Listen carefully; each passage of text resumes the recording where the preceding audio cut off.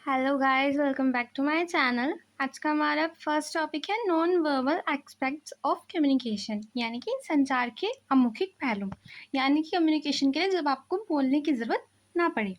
Non-verbal communication includes all forms of expressions without words, such as gesture, body posture, tone and facial expressions.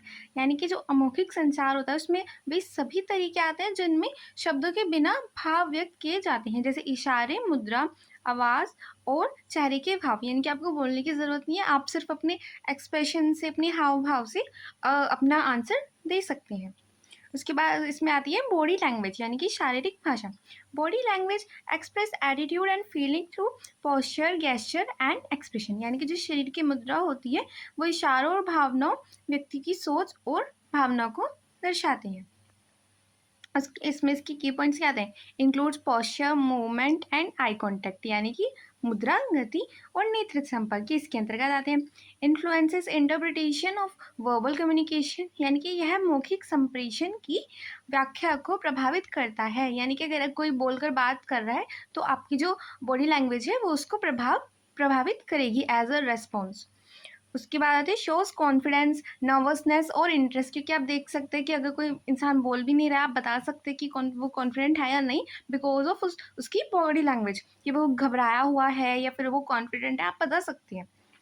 उसके बाद आते हैं effective body language improves understanding, यानी कि जो प्रभावी शरीर भाषा समझ को बेहतर बनाती है। यानी कि वो इंसान आपके बॉडी लैंग्वेज के थ्रू ही आपके रिस्पॉन्स को समझ पाएगा, तो उससे क्या होगा, कम्युनिकेशन आपके बिना बोले भी बेटर बन सकता है।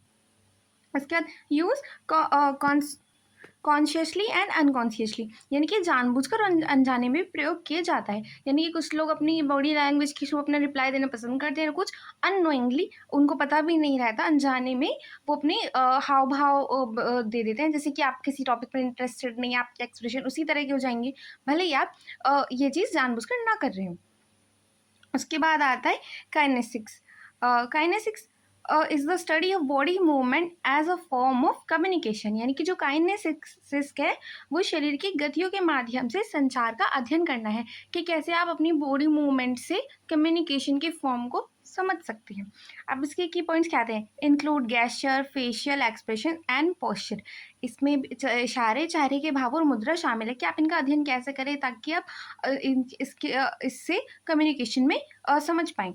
उसके बाद आता है सपोर्ट्स एंड कॉन्ट्रेडिक्ट्स स्पोकन वर्ड्स, यानी कि बोले गए शब्दों का समर्थन या विरोध करता है। आप अपने फेशियल एक्सप्रेशन से कह सकते हैं, मतलब आप आइडिया लगा सकते हैं कि व्यक्ति को वो बात समझ आई या नहीं आई, उसकी फेशियल एक्सप्रेशन से, या फिर वो उससे एग्री करता है या नहीं करता है। Essential in interview and presentation, यानी कि साक्षात्कारों और प्रस्तुतियों में महत्वपूर्ण है। ये क्योंकि वहाँ पे लोग आपके बॉडी लैंग्वेज वहाँ पे नोटिस करते हैं, आपके एक्सप्रेशंस देखे जाते हैं, तो वहाँ पे आपको एक अपनी पर्सनैलिटी, कॉन्फिडेंट पर्सनैलिटी बनानी पड़ती है, तो वहाँ पे ये सब चीज़ें महत्वपूर्ण हो जाती हैं। उसके बाद expresses emotions like Joy, anger और सरप्राइज, यानी कि खुशी, गुस्सा या आश्चर्य जैसी भावनाएं प्रकट होती हैं, क्योंकि इनको आप इजीली देखकर पहचान सकते हैं कि व्यक्ति खुश है या दुखी है या सरप्राइज है। उसके बाद आते हैं कल्चरली इंटरप्रेटेड डिफरेंटली, यानी कि अलग अलग संस्कृतियों में इसका अर्थ भिन्न हो सकता है। यानी कि जिस तरह से आपकी बॉडी लैंग्वेज है, जिस तरह से आपके एक्सप्रेशन है, हो सकता है दूसरी कंट्री में, दूसरी कल्चर में उसका जो रेस्पॉन्स हो वो अलग माना जाए एज अ रेस्पॉन्स। उसके बाद आते हैं proxemics. Proxemics is the study of personal space and communication, यानी कि जो प्रॉक्सिमिक्स है वो संचार में व्यक्तिगत दूरी के अध्ययन को कहा जाता है। इसमें क्या आता है? Space reflect intimacy and formality, यानी कि दूरी अंतरता और औपचारिकता को दर्शाती है, कि आप उस पर्सन से कितने डिस्टेंस पर बात कर रहे हैं, ये भी एक तरह से स्टडी उसकी की जाती है। उसके बाद 4 जोन होती है इसमें, intimate, personal, social and public, यानी कि अंतरंग, यानी कि बिल्कुल पास में। उसके बाद आती है व्यक्तिगत, सामाजिक और सार्वजनिक। Affects comfort level in conversation, यानी कि बातचीत में आराम के स्तर को प्रभावित करता है। यानी कि अगर कोई व्यक्ति आपके बिल्कुल ही पास बैठा होगा, आप उससे आई कांटेक्ट करने में आपको थोड़ी प्रॉब्लम होगी, आप उससे क्लियरली बात नहीं कर पाएंगे। ऐसे ही कोई व्यक्ति ज़्यादा दूर बैठा होगा, तब आपको उसकी बात समझने में प्रॉब्लम होगी। तो इससे क्या होता है, अगर वो सही वे में सही दूरी पर बैठा होगा, तो इससे आपका क्या होगा, कंफर्ट लेवल आपका अच्छा होगा, जिससे आप कन्वर्सेशन अच्छी तरह कर पाएंगे। उसके बाद वैरीज अक्रॉस कल्चर, यानी कि विभिन्न संस्कृतियों में इसमें अंतर होता है। कि इन इंटरव्यू एंड मीटिंग, साक्षात्कार और बैठकों में महत्वपूर्ण होता है। जैसे कि आपने देखा होगा, वहाँ पे सिटीज अरेंज रहती है कि कहाँ पे आपके जो इंटरव्यू ले रहे हैं वो बैठेंगे और कहाँ पे जिसका इंटरव्यू लिया जाना है वो व्यक्ति बैठेगा, ताकि उनका जो कम्युनिकेशन हो इफेक्टिव हो। उसके बाद आती है para language. Para language includes tone, pitch, speed and volume of speech. यानी कि पैरा भाषा जो होती है उसमें आवाज़ का स्तर, गति, ऊंचाई और लय शामिल किए जाते हैं। यानी कि जो आप अपने बात बोल रही हैं वो आप कितनी स्पीड से बोल रही है, किस तरह से बोल रहे हैं, किस स्वर में बोल रही हैं। एड्स मीनिंग बियॉन्ड वर्ड्स, यानी कि शब्दों से अधिक अर्थ जोड़ता है। जैसे कि आपने देखा होगा, दो व्यक्ति सेम ही बात कह रहे हैं पर उनके टोन, उनके बोलने का तरीका, आपको एक की बात अच्छी लग सकती है, दूसरे व्यक्ति की बात आपको हो सकता है अच्छी ना लगे। अब उसके बाद आते हैं shows mood, urgency and sarcasm, यानी कि यह मनोदशा, तत्कालिकता एंड यह व्यंग दर्शाता है कि आप व्यक्ति का मूड कैसा है, उसी तरह से उसके हाव भाव रहेंगे, उसी तरह से उसकी बोलने का उसका तरीका प्रभावित होगा। उसके बाद आते हैं इम्प्रूव्स और कंफ्यूज कम्युनिकेशन, यानी कि संप्रेषण को सुधार या भ्रमित कर सकता है, क्योंकि हो सकता है वो व्यक्ति अनजाने में जैसे बोल रहा हो आपको, आप उसकी टोन से या फिर आप उसके एक्सप्रेशन के थ्रू उसकी बात सही से ना समझ पाए, आपको लगे कि वो इंटरेस्टेड नहीं है, पर हो सकता है वो उस टॉपिक में इंटरेस्टेड हो। कंट्रोल वॉइस शोज प्रोफेशनलिज्म, यानी कि जो नियंत्रित आवाज़ होती है वो व्यावसायिकता दर्शाती है। यानी कि अब आपने देखा होगा, जैसे इंटरव्यूज़ होते हैं, कोई पर्सन बिल्कुल नर्वस हो जाता है, वो जल्दी-जल्दी बोलने लगता है और घबराहट की, वो कोई रुक-रुक कर बोलने लगता है।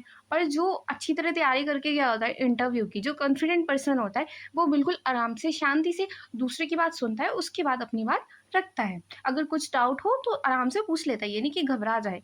तो इससे क्या होती है, जो कंट्रोल उसकी वॉइस रहती है, यानी कि वो शांत रहता है, स्थिर रहता है, तो उससे क्या होता है, उसका प्रोफेशनलिज्म नज़र आता है।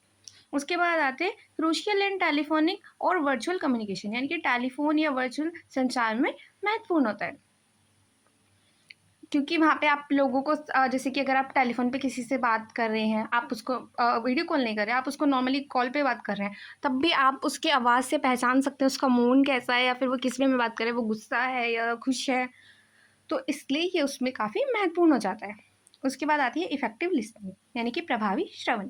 Listening is not just hearing but understanding, interpreting and responding to message, यानी कि श्रवण केवल सुनना नहीं होता, बल्कि आप जो बात कही जा रही है, संदेश है, उसको समझें, उसका विश्लेषण करें कि उसका अर्थ क्या है, और फिर अपना रिस्पॉन्स यानी कि प्रतिक्रिया दें।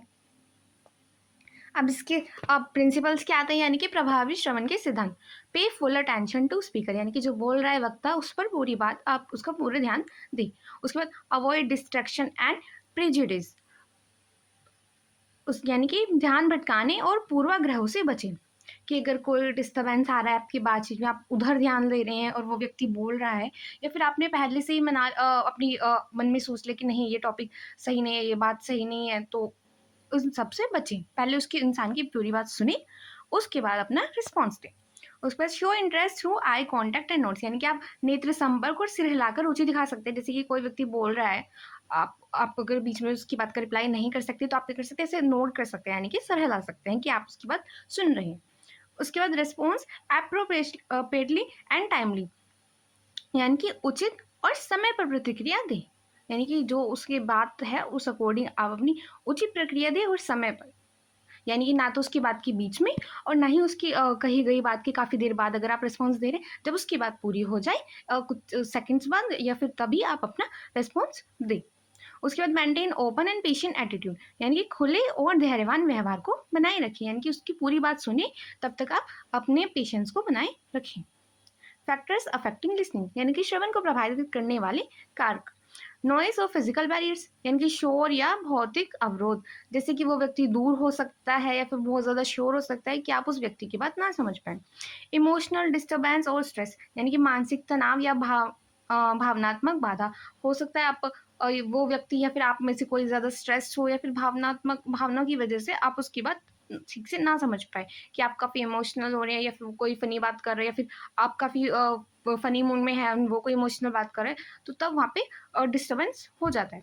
उसके बाद पर्सनल बायस एंड अजम्पशंस यानी कि व्यक्तिगत पूर्वाग्रह या धारणाएँ, यानी कि अगर आपने पहले ही उस टॉपिक से या फिर उस व्यक्ति के प्रति अपनी धारणा बनाई हुई है कि इंटरेस्टेड बात नहीं है या फिर आप उसकी बात नहीं सुनना चाहते, तब वहाँ पे यहाँ पे परेशानी आ जाती है। उसके बाद लैक ऑफ इंटरेस्ट और अटेंशन यानी कि रुचि या ध्यान की कमी, कि अगर आप कोई व्यक्ति बोल रहा है और आप उसकी बात ध्यान से नहीं सुनते, तो ये एक अच्छी वे नहीं मानी जाती और फिर ऐसे व्यक्ति को गुड लिसनर नहीं कहा जा सकता।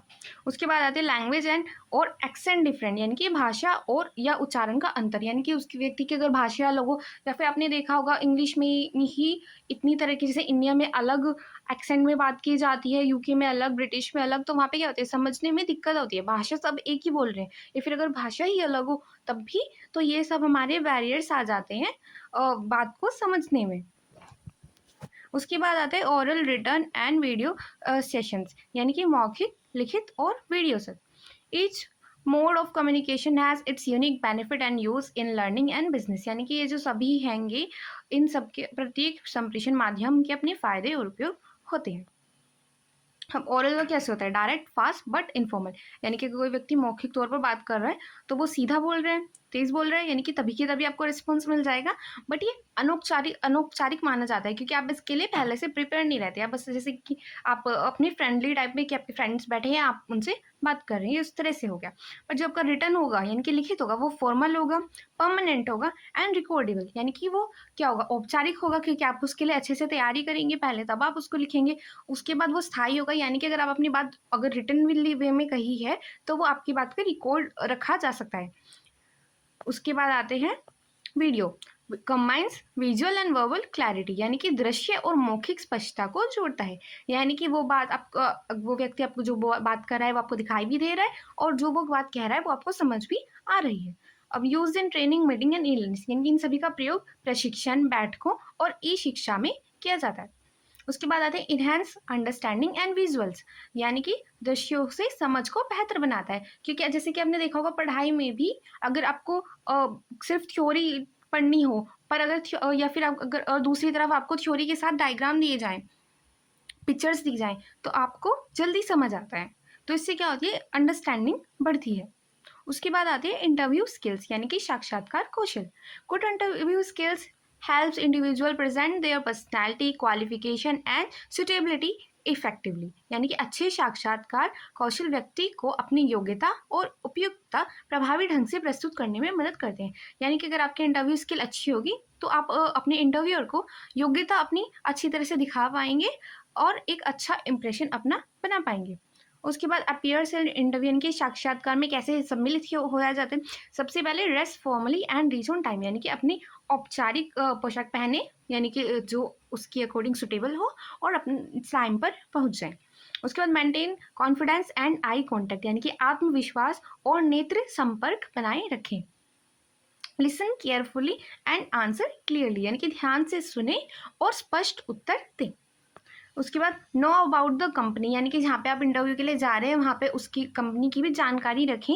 And show enthusiasm and positivity, यानी कि उत्साह और सकारात्मकता दिखाएं, कि अगर आप पहले से ही अनइंटरेस्टेड दिखेंगे तो वहाँ पे आपका अच्छा इंप्रेशन नहीं बनेगा। उसके बाद आता है writing resume and later of application, यानी कि रिज्यूमे और आवेदन पत्र लिखना। Resume must be brief, clear and updated, यानी कि ये। उसके बाद आता है include skills, education and achievement, यानी कि कौशल, शिक्षा और उपलब्धियां आपके रिज्यूमे के अंतर्गत लिखी होनी चाहिए कि आपके पास क्या क्या स्किल्स हैं, आपने कितनी एजुकेशन ली है और आपकी क्या अचीवमेंट्स हैं। उसके बाद use formal language in cover letter, यानी कि कवर लेटर में औपचारिक भाषा का प्रयोग करना चाहिए। उसके बाद मेंटेन पर्पज एंड इंटरेस्ट, यानी कि उद्देश्य और रुचि मेंशन आप स्पष्ट करें। एंड अवॉइड स्पेलिंग और ग्रामर एरर्स, यानी कि वर्तनी या व्याकरण की गलतियों से बचें। उसके बाद आते हैं मॉडर्न फॉर्म्स ऑफ कम्युनिकेशन, यानी कि संचार के आधुनिक रूप। Technology has transform communication through tools like email, instant messaging and video conferencing. यानी कि तकनीक ने संचार को ईमेल, त्वरित संदेश, वीडियो कॉन्फ्रेंसिंग जैसे उपकरणों द्वारा बदल दिया है। जैसे कि अब टाइम के साथ साथ चेंज आ रहा है, सभी चीज़ें इलेक्ट्रॉनिक होने लग रही हैं, तो उसमें इनमें भी चेंज आ रहा है। अब इसके की पॉइंट्स क्या होते हैं? ईमेल जो होता है वो होता है फास्ट, ट्रेसेबल एंड फॉर्मल, यानी कि तेज़ होता है, ट्रेसेबल होता है और औपचारिक होता है। उसके बाद वीडियो कॉन्फ्रेंसिंग कैसी होती है? सेव्स टाइम, ट्रैवल टाइम, यानी कि आपका यात्रा का समय बच जाता है, आप वीडियो कॉन्फ्रेंस के थ्रू अपनी मीटिंग्स में जा सकते हैं। Enables face to face online, यानी कि आमने सामने बात हो जाती है आपकी ऑनलाइन। उसके बाद आते हैं इंस्टेंट मैसेज, यानी कि त्वरित संदेश, quick and real time chat, यानी कि आप तेज और वास्तविक समय में बातचीत कर सकते हैं। यानी कि जब आपको बात करनी है आप तभी वहाँ पे अपना मैसेज कर सकते हैं, आप बात कर सकते हैं। Social media builds public image and outreach, यानी कि सार्वजनिक छवि और पहुंच बनाता है। यानी कि एक आपकी ऑनलाइन घर बैठे बैठे आपकी पब्लिक इमेज बन जाती है और आप किसी भी व्यक्ति तक पहुंच सकते हैं थ्रू सोशल मीडिया। उसके बाद e communication save cost and improves productivity, यानी कि इससे क्या हो रहा है? लागत बच रही है आपकी, क्योंकि आपके क्या हो रहा है? आपके अपने संदेश भेजने के खर्चे बच रहे हैं, आपके खुद अगर किसी मीटिंग में आपको इंस्टेंटली अपॉइंट होना है, आपके वहाँ पे खर्चे बच रहे हैं, तो इससे क्या हो रही है? आपकी लागत बच रही है एंड इम्प्रूव्स प्रोडक्टिविटी, क्योंकि आप अपनी क्विक डिसीजंस ले पा रहे हैं, आप अपनी ब्रांड्स को प्रमोट कर पा रहे हैं, तो उससे उत्पादकता बढ़ती है। आई होप आपको आज का वीडियो अच्छा लगा हो। Thank you for watching.